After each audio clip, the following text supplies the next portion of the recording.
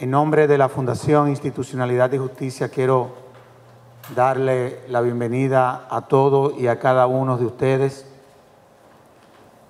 Quiero saludar la presencia de la magistrada Isis Muñiz, quien es magistrada de corte.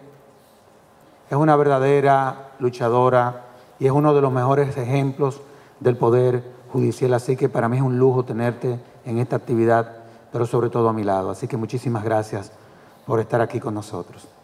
También tenemos a Manuel Olivero, connotado jurista, que viene representando al Centro Juan 23, que es una organización de la Iglesia Católica que viene trabajando en todo lo que tiene que ver con el tema de la transparencia y con todo lo que tiene que ver con el fortalecimiento institucional en la República Dominicana.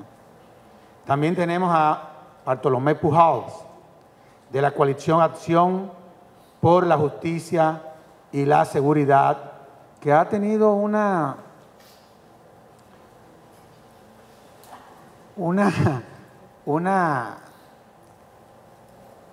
intervenciones muy destacadas en todo lo que ha sido este proceso y lo ha hecho con mucha responsabilidad.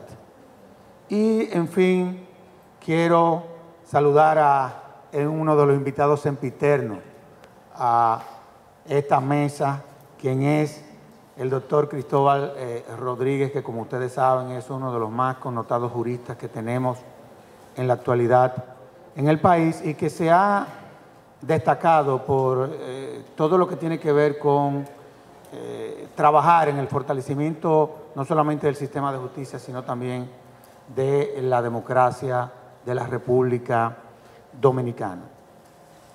El tema de hoy son desafíos para la legitimidad de la elección de los jueces de las altas cortes. Y la fortaleza institucional de los poderes públicos se demuestra en la democratización de sus decisiones esenciales, así como también en el buen cuidado de las formas que le son inherentes. Por esta razón, resulta muy importante la participación activa de toda la sociedad en cualquier proceso que le atañe a cualquiera de los poderes que conforman el Estado.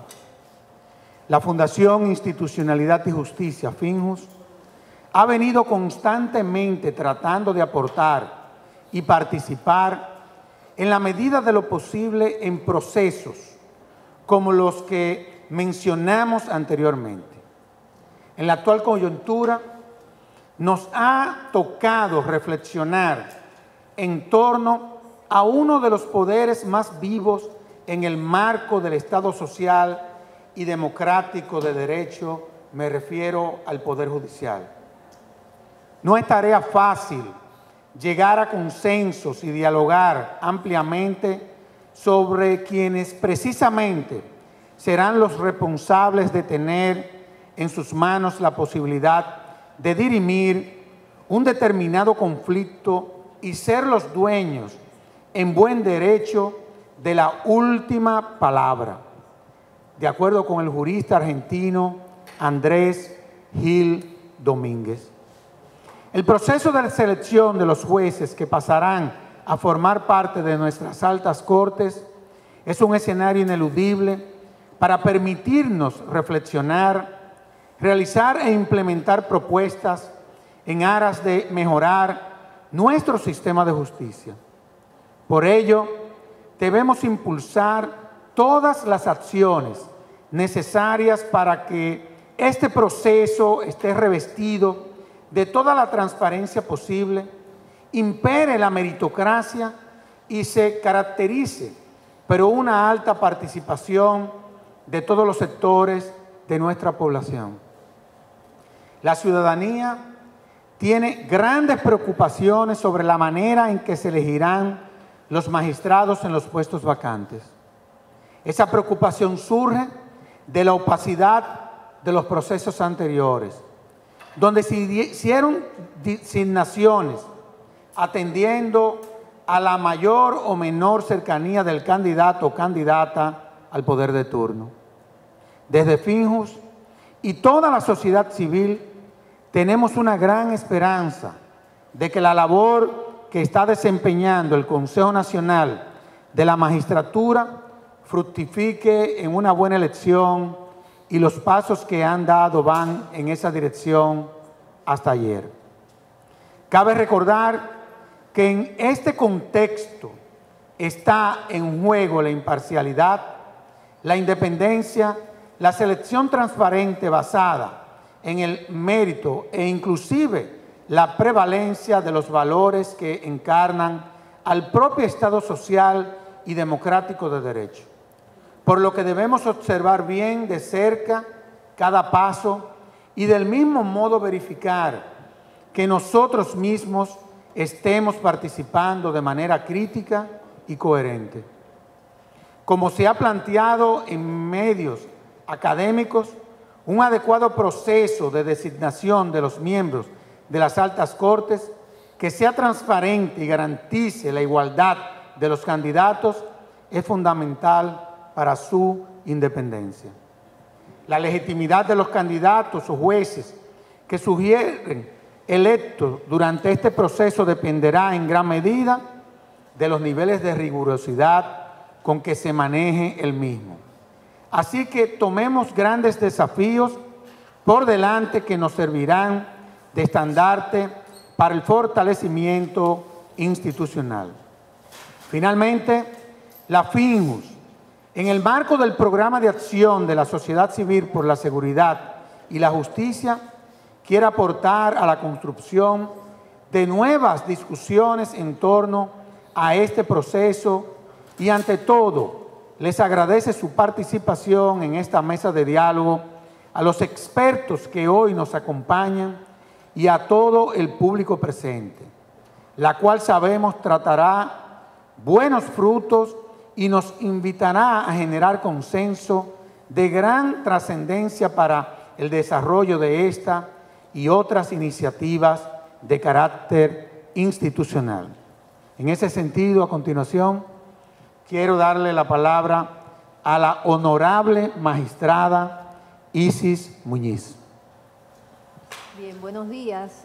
Primeramente agradecer las palabras del doctor Servio Tulio, un tanto inmerecidas, creo que se excedió un poquito en la presentación. Entiendo que estamos en un espacio de reflexión, por lo que vale hacer algunas consideraciones que, si bien no pudieran ser enmendadas en el marco de este proceso, sí nos pudieran servir de cara a procesos futuros. Yo pienso que aquí hay dos cuestiones fundamentales.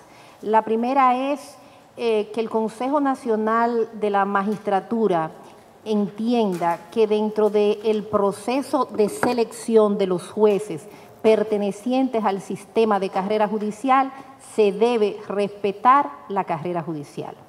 Eso necesariamente entonces obliga que en ese proceso de evaluación y de selección de los precandidatos, así como en el proceso ya de designación de quienes deberán ocupar las plazas en la Suprema Corte de Justicia, se debe respetar el escalafón judicial y se deben aplicar el principio de lo que es el renglón de la especialidad de acuerdo a las vacantes que estén disponibles en la Suprema Corte de Justicia, los criterios de mérito, antigüedad. Y no puede ser de otra forma, porque la carrera judicial inicia con la función de juez de paz y no culmina con la función de juez de corte, sino con la función de juez de la Suprema Corte de Justicia, o por lo menos eso es lo que dice la ley de carrera en su artículo 16. En ese sentido, parecería entonces que el Consejo Nacional de la Magistratura está en sintonía con nosotros, toda vez que este órgano, a través de su secretario, informó que el proceso de preelección, de preselección de los 85 candidatos se hizo atendiendo al escalafón judicial y a la especialización. Lo primero que tendríamos que hacer es determinar cuáles son las plazas vacantes en la Suprema Corte de Justicia. En ese sentido tenemos que hay 4 vacantes, 3 en la sala civil y una, la del magistrado Castellano, que actualmente está fungiendo como secretario del Consejo del Poder Judicial, pero que tiene designada como suplente a la magistrada Sara Enríquez, lo que significa que a la salida del magistrado Castellano pasaría al Consejo del Poder Judicial la magistrada Enríquez y entonces se abriría una plaza en la sala laboral. Eso significa que en principio los jueces penales en este momento, siguiendo el criterio de especialización, deberían quedar excluidos. Pero cuando examinamos los resultados de la preselección, entonces advertimos, y digo en principio, porque el hecho de que un juez en este momento se esté desempeñando en el área penal no lo descalifica, hay que ver cada caso. Podemos ver jueces que aún estando en la jurisdicción penal han tenido una labor, han desempeñado una labor en la jurisdicción civil, son docentes académicos en materia civil, han escrito sobre la materia civil. Pero cuando examinamos el listado advertimos que hay jueces de corte del área penal que han sido excluidos y se ha justificado sobre la base de la especialización. Sin embargo, hay otros jueces penales que no han tenido ejercicio en la jurisdicción civil, que no son docentes, que no han escrito y sin embargo pasaron el proceso de la preselección. Entonces, en ese sentido, el Consejo Nacional de la Magistratura ha debido dar las razones que justificaron esta inclusión. En cuanto al escalafón judicial, fíjense, el escalafón no es más que una clasificación que debe hacerse ordenando los jueces según su grado y siguiendo criterios de mérito, antigüedad, especialidad, de manera que cuando se abra una vacante se pueda conocer de manera más o menos objetiva quién debe ascender. Y en ese sentido también vemos que en esa preselección figuran jueces de primera instancia, lo que evidentemente significa que no se ha respetado el escalafón. Yo pienso que también es importante manejar lo que es el perfil del juez. Y me voy a referir al perfil del juez de carrera. Es necesario que se pueda examinar lo que es el expediente personal de cada magistrado. En ese sentido, la Dirección General de Carrera juega un papel importantísimo porque tiene la obligación de llevar un registro de lo que es la trayectoria de cada juez, donde se pueda advertir cuál ha sido su trabajo en el ámbito jurisdiccional, donde se pueda verificar si este juez ha sido sometido a algún proceso disciplinario, si se le ha impuesto algún tipo de amonestación, incluso cualquier incidente de la vida privada de ese juez que sea relevante. ¿Por qué? Porque es que la evaluación del juez no puede circunscribirse a la parte académica. Es necesario examinar lo que es la conducta moral del juez dentro de su comunidad.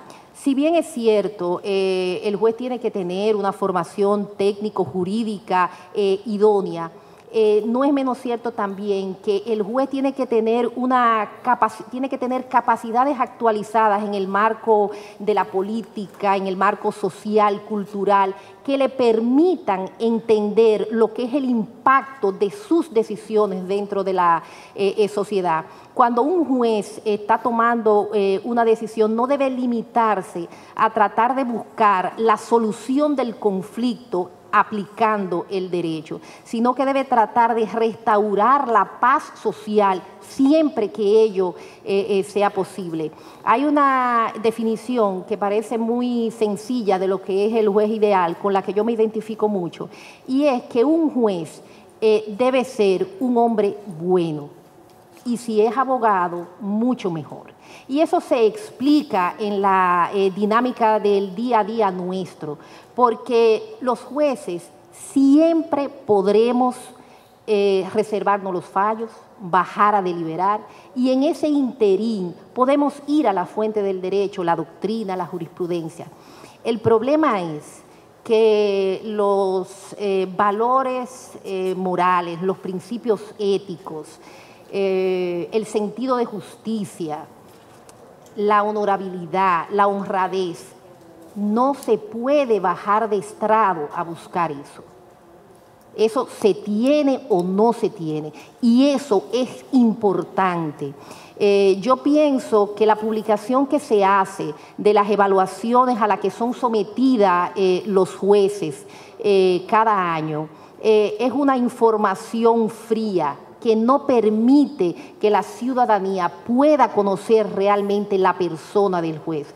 Entiendo que la sociedad tiene derecho de conocer a los jueces, de saber cómo piensan, de saber qué dicen en sus decisiones, cuáles son los jueces con un pensamiento conservador, progresista.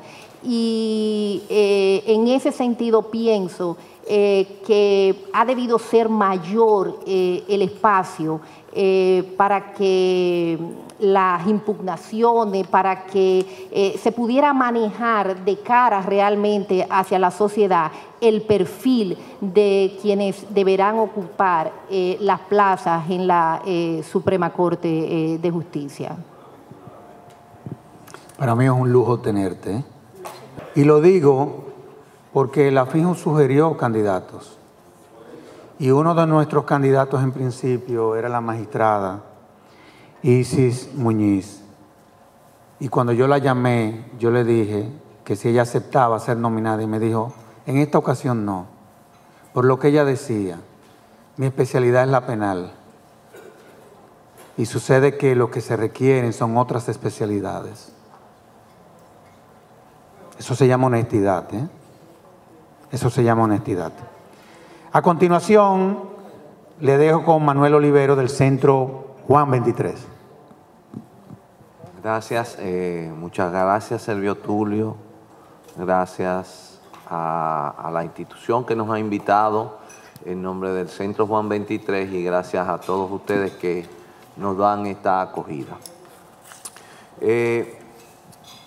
Desde hace un tiempo, desde hace unos años, y creo que desde el mismo proceso de la reforma a la Constitución del año 2010, el Centro Juan 23 y dentro de eso su eje de institucionalidad ha visto con mucha preocupación y mucho interés el tema de la forma de elección de nuestros jueces de altas cortes. Y aquí viene el primer aspecto, es legitimidad de la elección.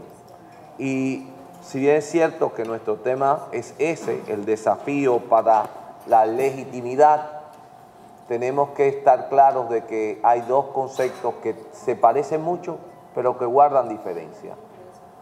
Tenemos legalidad y tenemos legitimidad.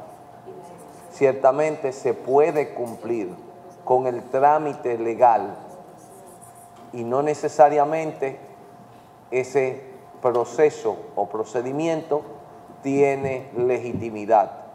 Es decir, que todos los actores del sistema reconozcan y acepten el resultado como bueno y válido, que le acrediten que ha habido buena fe y transparencia en el proceso. Por tanto, tenemos aquí una situación.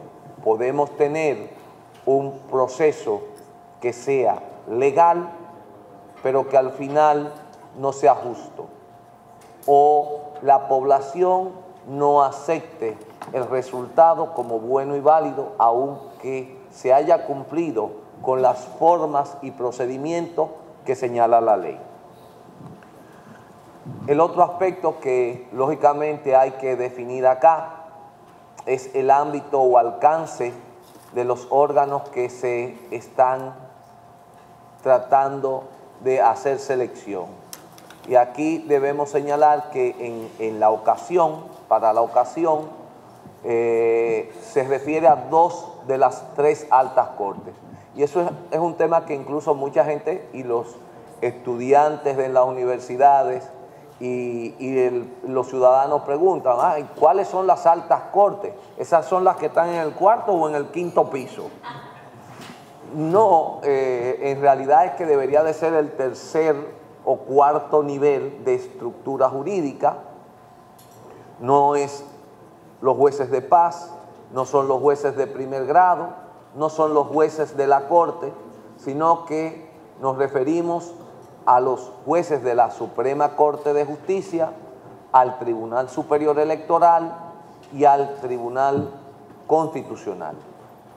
En la ocasión, ya la magistrada Isis Muñiz ha señalado exactamente cuántos jueces de la Suprema Corte de Justicia pueden ser seleccionados en este proceso. Ha señalado 4, 3 civiles y 1 en la laboral, en la sala laboral, y en el caso del Tribunal Superior Electoral es la totalidad de conformidad con la ley orgánica.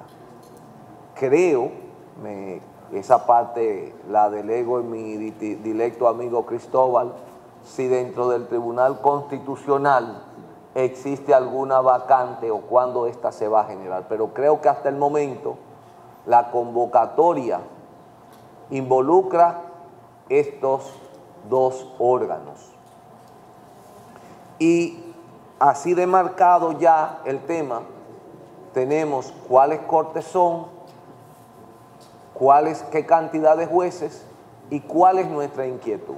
Nuestra inquietud es si, independientemente de que el Consejo Nacional de la Magistratura, órgano encargado de la selección de estos jueces, más allá de cumplir con el trámite puramente formal y legal, pueda cumplir a cabalidad la legitimidad del proceso. La ley establece cuál es el procedimiento y simple y llanamente cumplamos con el procedimiento. Hay 2 aspectos fundamentales en nuestra Constitución de la República, si mal no recuerdo, 28 en el capítulo de la Suprema Corte de Justicia, artículo 153, para ser juez o jueza de la Suprema Corte de Justicia se requiere, numeral 4, haber ejercido durante por lo menos 12 años la profesión de abogado, la docencia universitaria del derecho o haber desempeñado por igual tiempo las funciones de juez. Fíjense bien, juez, no dice grado de jurisdicción, dentro del Poder Judicial o de representante del Ministerio Público. Estos periodos podrán acumularse. Y aquí, en esa redacción, hay fallos fundamentales y los voy a señalar más adelante. Si nos vamos entonces al texto de la ley orgánica del Tribunal Superior Electoral, ley 2911, artículo 6, requisitos para ser juez o suplente del Tribunal Superior Electoral, requiere, numeral 5, ser licenciado o doctor en Derecho con no menos de 12 años de ejercicio, de docencia universitaria del derecho o haber desempeñado por igual tiempo funciones de juez. No vuelve a señalar qué grado de jurisdicción dentro del Poder Judicial o representante del Ministerio Público. Y agrega, haber realizado estudios en asuntos electorales o de derecho público. Finalmente, porque ya que estamos en esto, vamos a incluir todos los órganos, salvo que vayan a elegir jueces del Constitucional, pero como quiera el criterio es lo importante.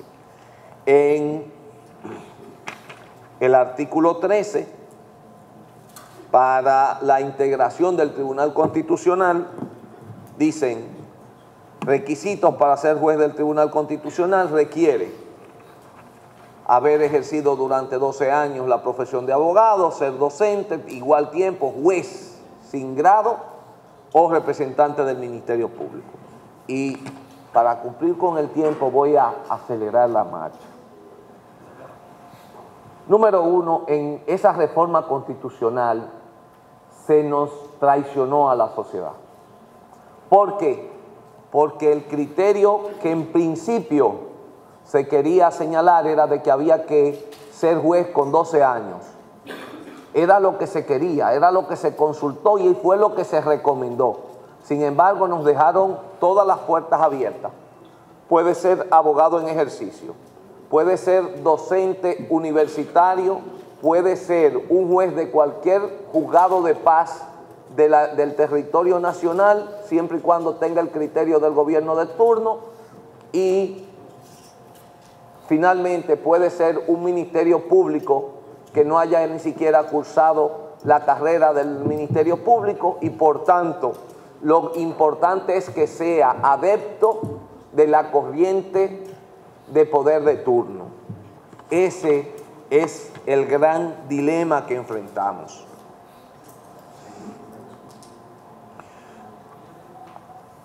¿Qué podemos hacer ahora?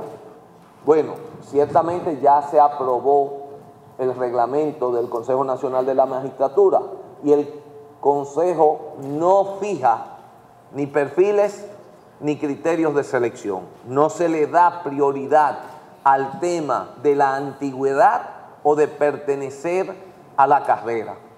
Definitivamente, ciertamente la Constitución no exige que sea juez de corte o que tenga por lo menos 5 o 10 años de ejercicio, pero yo creo que esos eran elementos de mérito que debían de ser contemplados. El caso particular del Procurador General de la República, vuelvo y digo, en la Constitución del 2010 nos traicionaron. El Consejo Nacional de la Magistratura, de 7 miembros, incluyeron al Procurador General de la República para que suceda lo que sucedió ahora. Recientemente, uno de los jueces postulados a la posición dictó un fallo que al Procurador General de la República no le gustó. Cuando ese candidato fue sometido al debate, inmediatamente el Procurador General de la República objetó a un juez que, aún no siendo juez de Corte de Apelación, ha tenido una trayectoria impecable, y me refiero al magistrado Vargas. Y lamentablemente yo soy de los que cuando se debate este tema tengo que admitir que el único fundamento para esa objeción me parece fue que al procurador todavía no se le ha olvidado que ese juez le rechazó un petitorio o una instancia.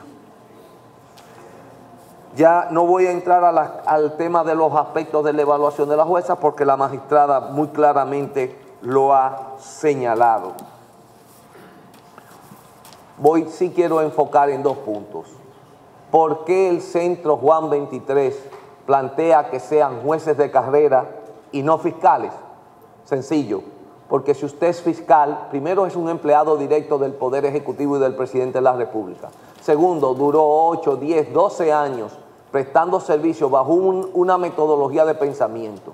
Usted es un acusador y está entrenado y capacitado para acusar. Usted tiene una idea de que se forma preconcebida la decisión del juez. Por tanto, usted no puede ser luego juez de los casos que usted acusó. O cuando analice un expediente, lo va a analizar con la mentalidad que durante 15, 20, 30 años se formó de fiscal. Segundo aspecto, ¿por qué no abogados en ejercicio? Y yo soy un abogado en ejercicio y mucha gente me ha dicho, pero ¿por qué no te postulas?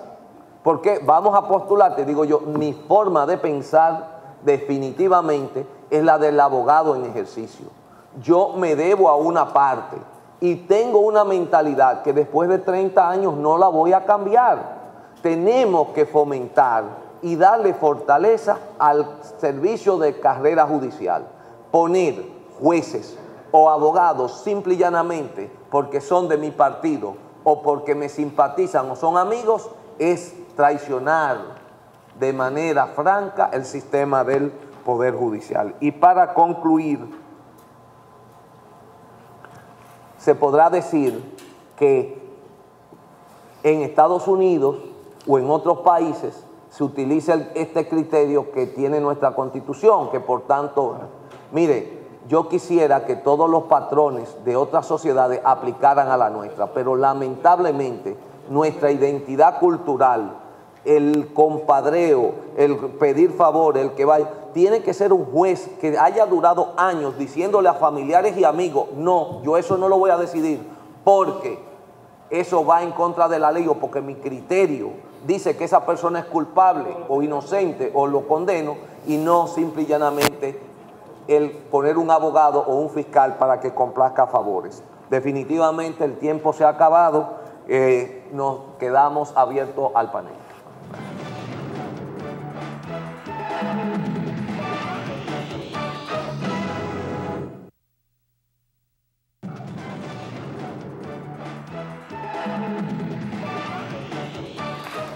A continuación va Bartolomé Pujols, quien, como decía, es de la coalición Acción por la Justicia y la Seguridad. Pero quiero hacer la siguiente precisión.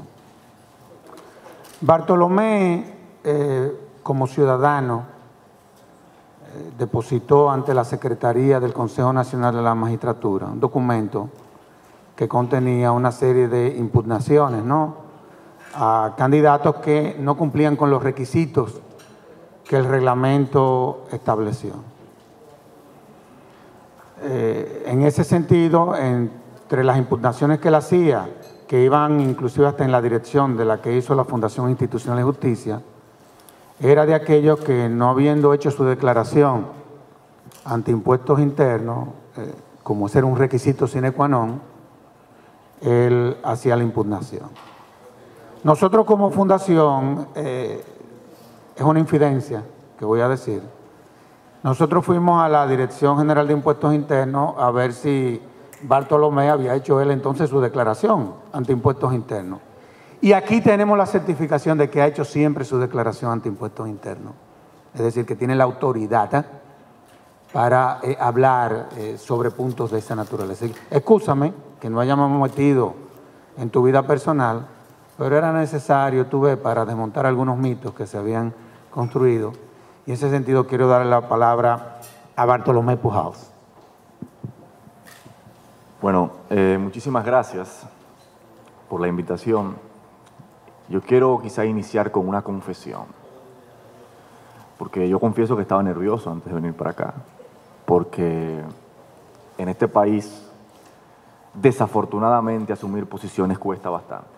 Sin embargo, al escuchar a la magistrada Isis Muñiz, sin lugar a dudas, el brío se volvió a posar sobre mí. Y debo decirlo porque, bueno, a juicio de compañeros míos me dicen, bueno, tú cometiste el suicidio profesional de, a través del ejercicio de un derecho, impugnar a personas que pudieran mañana tener un caso frente a ti. Y yo, bueno, desafortunadamente en este país ejercer la democracia cuesta y duele. Sin embargo, para analizar este tema yo quisiera que no lo analizáramos en compartimentos estancos, es decir, porque eso ha sido parte de lo que tradicionalmente se ha hecho aquí en los últimos 50 años. Que la democracia representativa, ese modelo de democracia representativa que ha colapsado, entiende que tienen que discutir las cuestiones ellos al margen de lo que diga la calle, de lo que diga la gente.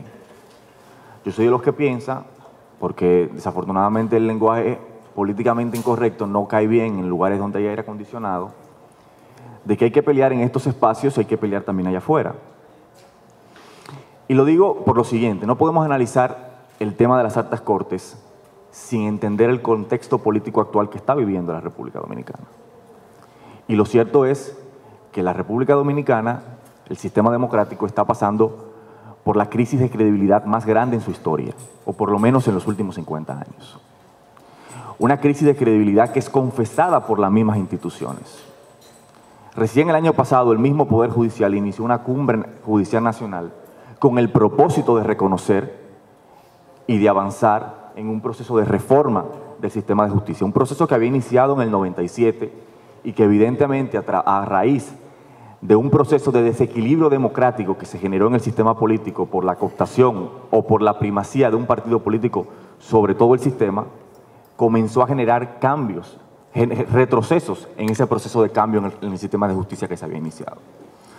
Y las mismas instituciones lo han confesado. Lo estamos viendo en un proceso en donde la gente ha comenzado a entender que tiene que tener participación en la creación de las políticas públicas que desarrollan y que materializan sus derechos fundamentales. Y lamentablemente el Poder Judicial tiene la desventaja de que hacer un poder contramayoritario, si bien no es un poder contramayoritario porque no es elegido por la gente, pero tiene una gran capacidad de incidir en la vida de la gente. Por el tema de la necesidad de lo que decía la magistrada. Hay una diferencia muy clara entre la aplicación del derecho y entre la administración de justicia. Porque aplicar lo que para el derecho positivo es aplicar el derecho no quiere decir que sea socialmente justo. Y una de las cuestiones que tiene todo este proceso, que nace con un pecado original a partir de la Constitución del 2010, es que desde que se designaron lo que se entiende hoy como las altas cortes, ese proceso nació con la impugnación ciudadana y se ha ido desarrollando con la impugnación ciudadana y ha ido creciendo la impugnación ciudadana respecto a los representantes que hoy se encuentran en las altas cortes. Porque quedó claro en el 2011 que esa elección fue una elección que se hizo con el propósito fundamental de mantener el Poder Judicial cooptado a un partido que se ha mantenido en el poder durante mucho tiempo. Y evidentemente esto refleja una situación en donde ya de entrada el resultado de esta elección la gente lo entiende como ilegítimo. Y hay que citar, por lo menos yo quiero citar dos estadísticas. La Fundación Institucionalidad de Justicia presentó un informe el año pasado en donde establecía que el 62% de la gente que es víctima de un delito no va a las autoridades a denunciar. Y Latinobarómetro decía que el 35% de la gente no confía en el sistema de justicia. Es decir, el otro 65% no confía en el Poder Judicial. Lo cual refleja fundamentalmente esa labor en donde el Poder Judicial no ha tenido la capacidad de hacer empatía con los reclamos de la gente, en donde las decisiones más importantes, por ejemplo, en materia de corrupción administrativa, en este país en los últimos 20 años se han registrado más de 200 casos de corrupción, en donde solamente ha habido una sola condena. En donde no solamente es el tema de la aplicación de derechos, sino de la percepción de justicia, en donde la gente entiende que sus reclamos y que la vulneración de sus derechos no va a encontrar respuesta dentro de las instituciones. Y cuando yo hago, por ejemplo, en el caso de la objeción que yo he hecho, si bien hay gente que ha dicho, bueno, yo hice la objeción en tres sentidos. Aquellos que no han cumplido con su declaración formal de impuestos porque hay abogados que llegaron a decir y a escribir de puño y letra en su formulario de postulación que nosotros los abogados, como profesionales liberales, no tenemos que pagar impuestos. De puño y letra. Gente que uno quiere y que es amigo de uno, que tiene mucho tiempo en eso, pero de puño y letra ponerlo en su formulario y decir eso. Pero también nosotros lo hicimos precisamente por personas que tenían vinculaciones partidarias, personas que en las elecciones pasadas formaron parte de movimientos de apoyo al presidente de la República, hoy presidente del Consejo, y que están aspirando a ser parte, nada más y nada menos que del Tribunal Superior Electoral. Pero también lo hicimos por el tema de la especialidad, porque las necesidades que tiene la Suprema Corte de Justicia hoy son en materia civil. Y nosotros identificamos el caso, de, por ejemplo, de 11 jueces, 11 aspirantes que están ahí, que son especialistas en materia penal.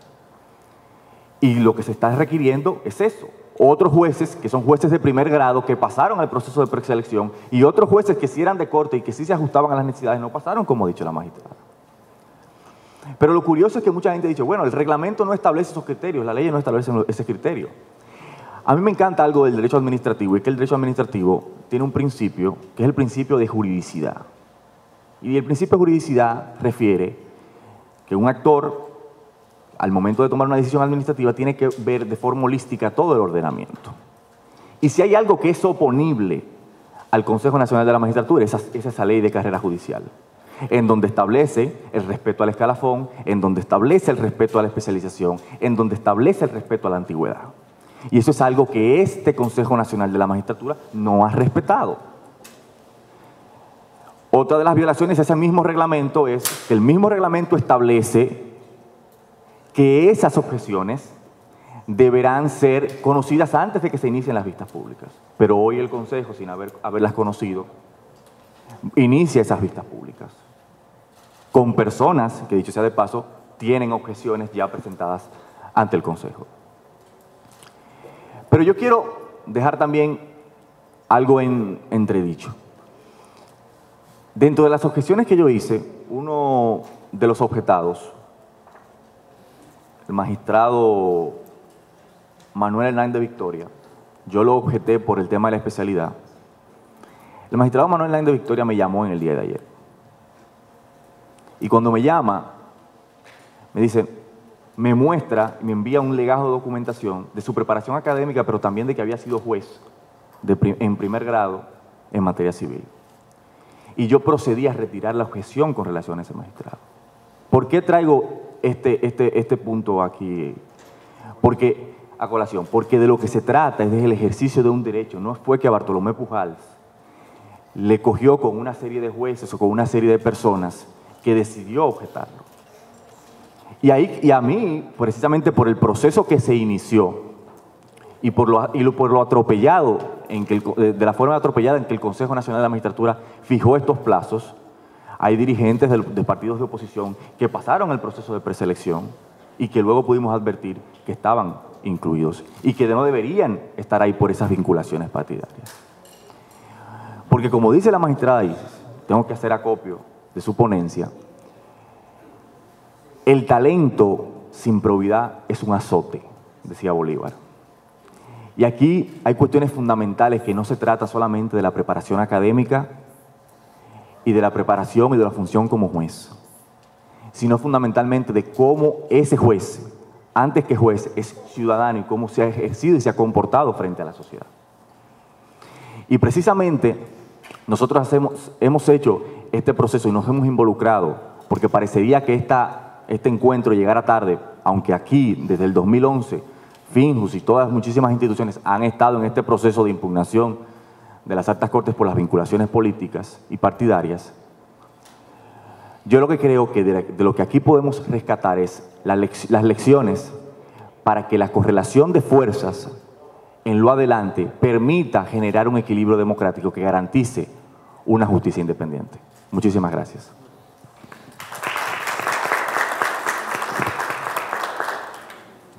Finalmente, Cristóbal Rodríguez. Muchas gracias. Buenos días.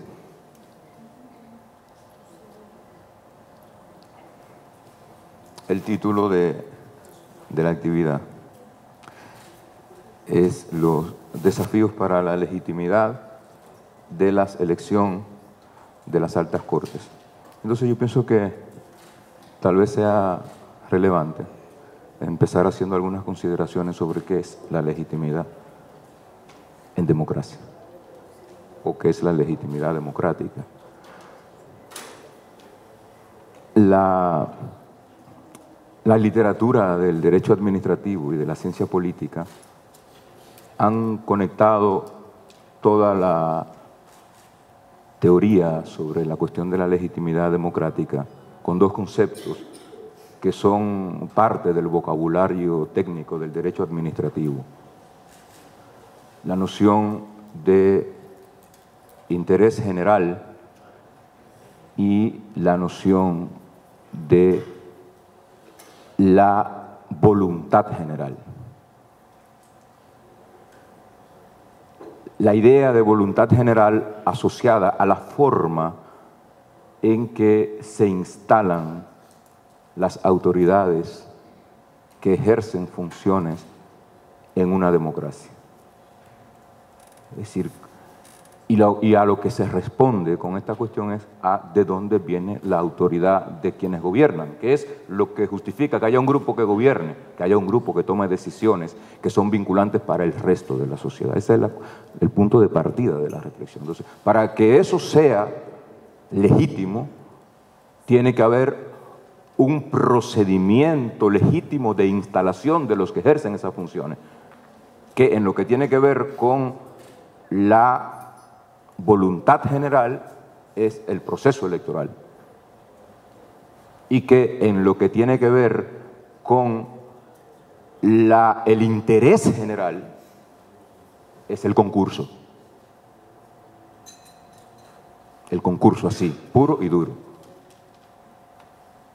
Porque el concurso como herramienta para la designación de personas que ejercen autoridad y que toman cotidianamente decisiones es la herramienta, hasta ahora la mejor herramienta, que permite entre un universo de aspirantes elegir los mejores. Porque de la elección de los mejores depende que la satisfacción del interés de la sociedad en el resultado de las funciones que se ejercen esté satisfecho. Lo que se quebró, lo que se ha quebrantado en el sistema político institucional en la República Dominicana desde hace ya un tiempo es la confianza. Y lo que se ha venido produciendo es un proceso creciente de afianzamiento de la desconfianza de la ciudadanía en sus autoridades, sean estas electas o sean estas designadas. Y en lo que tiene que ver con el sistema de justicia, la desconfianza de la ciudadanía, cada vez más creciente, aunque se profundizó a partir de la reforma constitucional del 2010 con razones sobradas, no empezó en el 2010. Nosotros empezamos un proceso que tuvo como base la reforma constitucional de 1994, en el año 1997.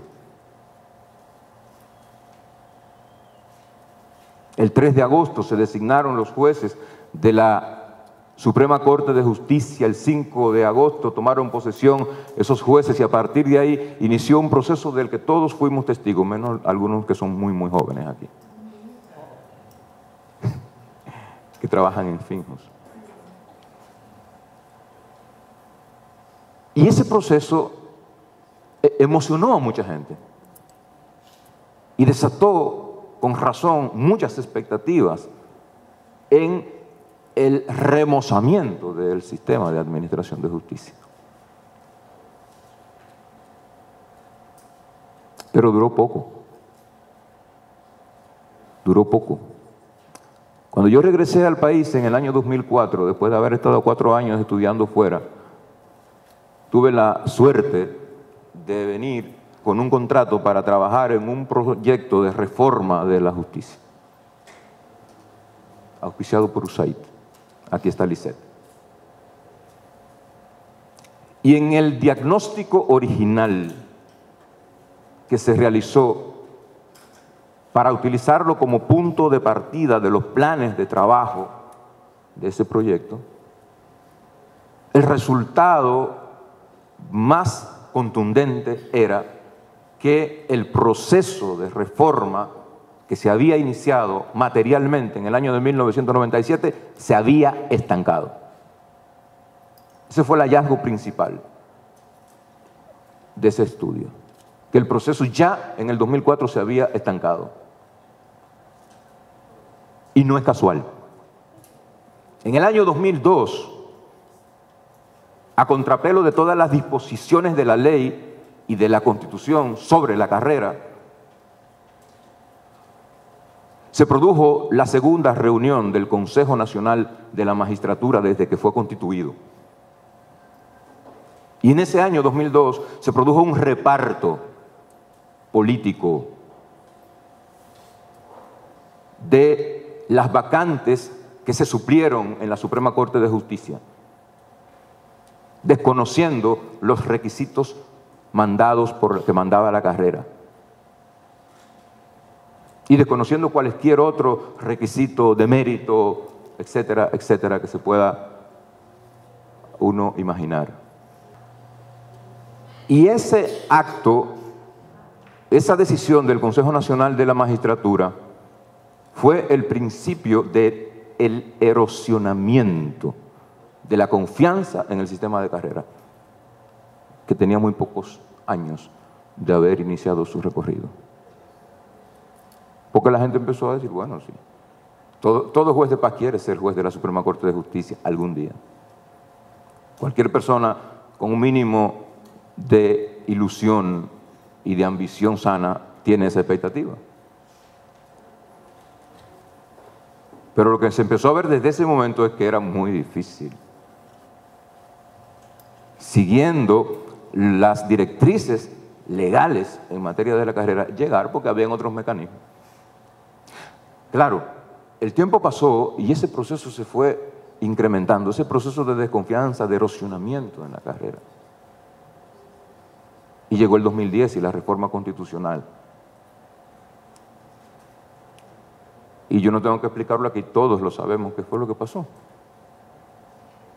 El retorno por la puerta grande del interés político al control de los órganos supremos de administración de justicia político-electoral y constitucional en la República Dominicana.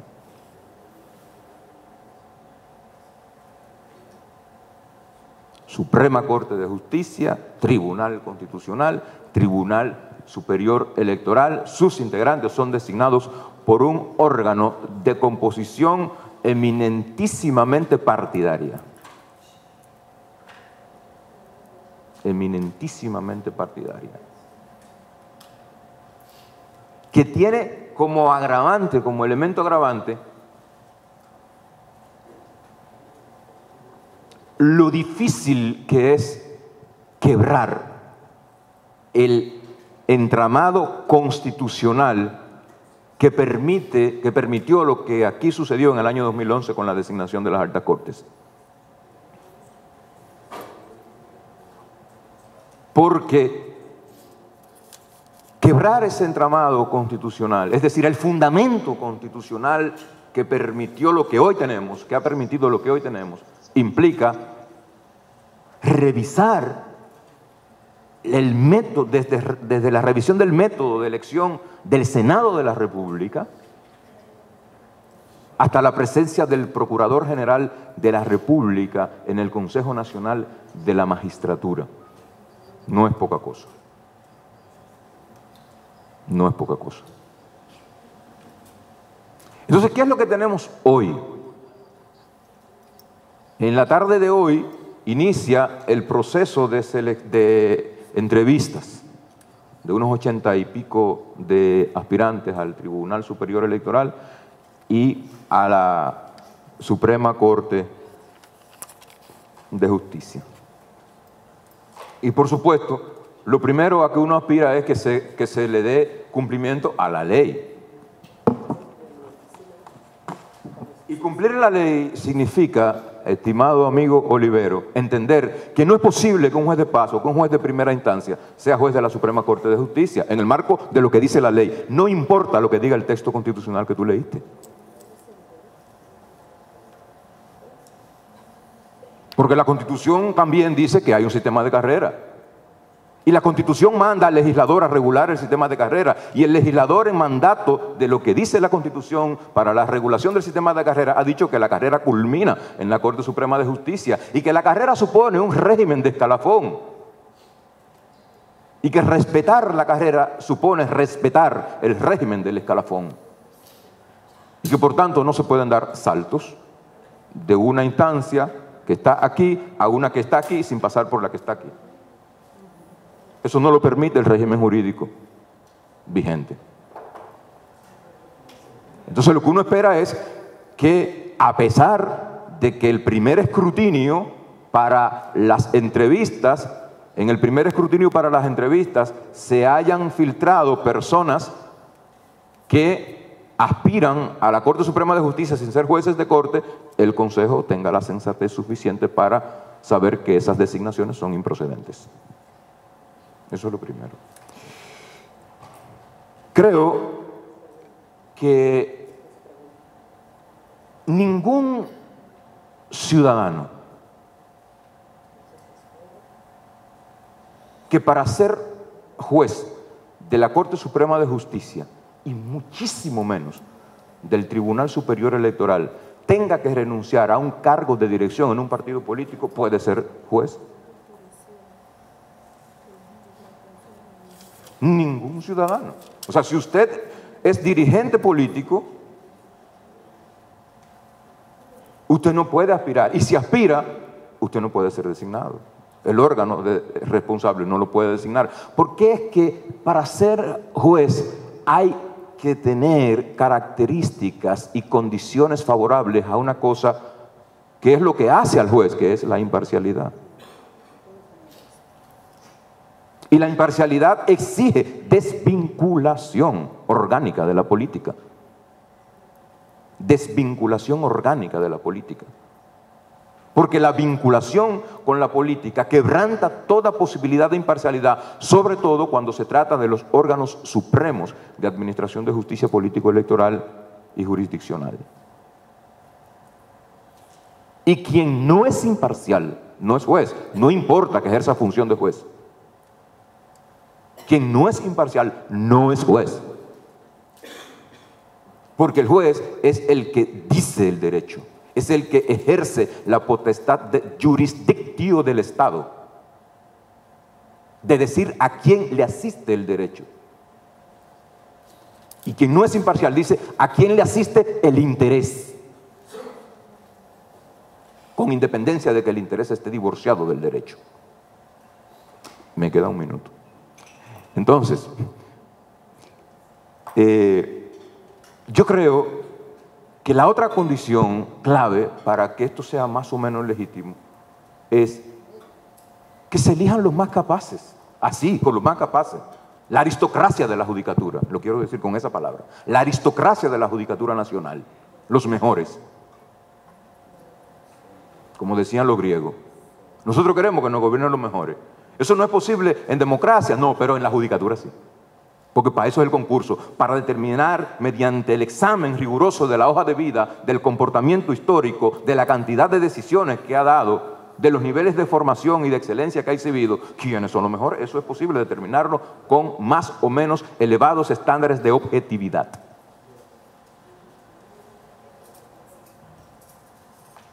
Y lo otro, gente que tenga algún nivel de vínculo en su vida personal con la transparencia. Y por eso, quien no soporte un escrutinio fiscal no puede ser juez de corte. No puede ser juez, no debe ser juez. Quien no soporte un escrutinio fiscal. ¿Entienden? Quien no esté al día en la declaración de sus impuestos. Es vergonzoso que haya que recordar que es una obligación de todo el mundo pagar impuestos, inclusive los abogados. Entonces, ya, señores, muchas gracias.